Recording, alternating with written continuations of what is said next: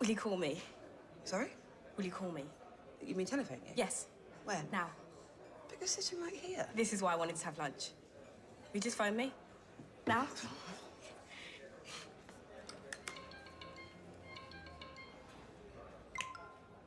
Hello, Bethany speaking. Hello? You phoning for Bethany? Yes. What are you doing? This is Bethany, can you hear me? Well, you're right in front of me. But can you hear me down the phone? Oh, my God. This is me.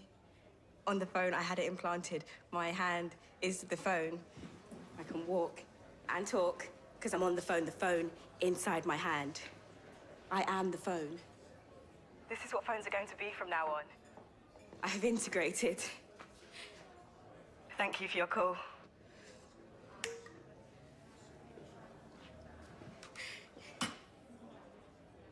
Subdermal implants.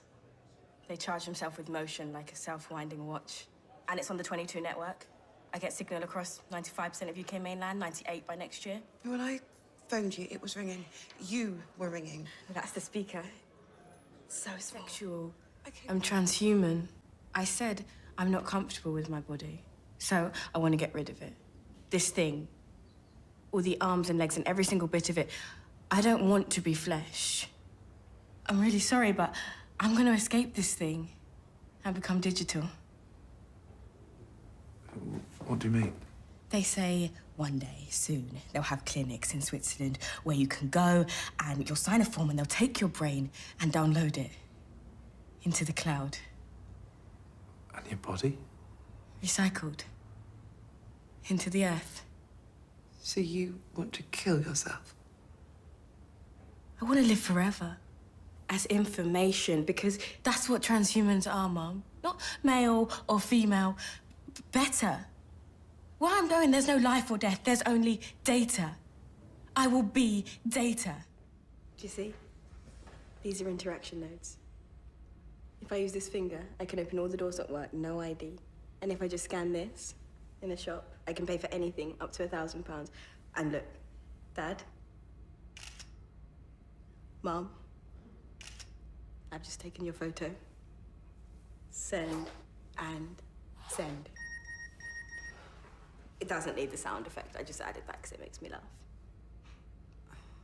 You promised me they wouldn't touch your eyes. Not after last time. That was years ago. Gran's had stem cells in her eyes since then. Yeah, I can't help thinking... Don't laugh. All these power cuts. Well, what would happen to you? Nothing. What happens to you in a power cut? Nothing.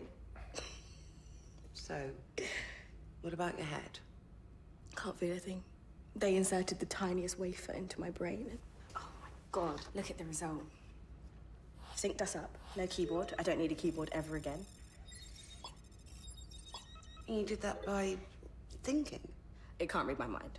Not yet, but the wafer tracks activity in the neural pathway and micro movements in the retina to predict what I'm thinking. But that is reading your mind. Let's see where everyone is. There's Aunt Rosie. She's at home. Lincoln's in school. Lee's not in school. Should be. Where is he? In the park. Don't tell Rosie. Gran's at home in the kitchen. What a surprise.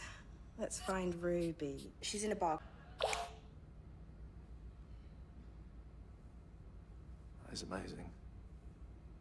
And a little bit like spying. What if I didn't want you tracking me? Well, that's a good question. Can you imagine? What if your father was having an affair or something? Okay. You're in my contacts. That's permission according to the law. But I still don't understand. You can run software like this on a keyboard. So why do you need the operation?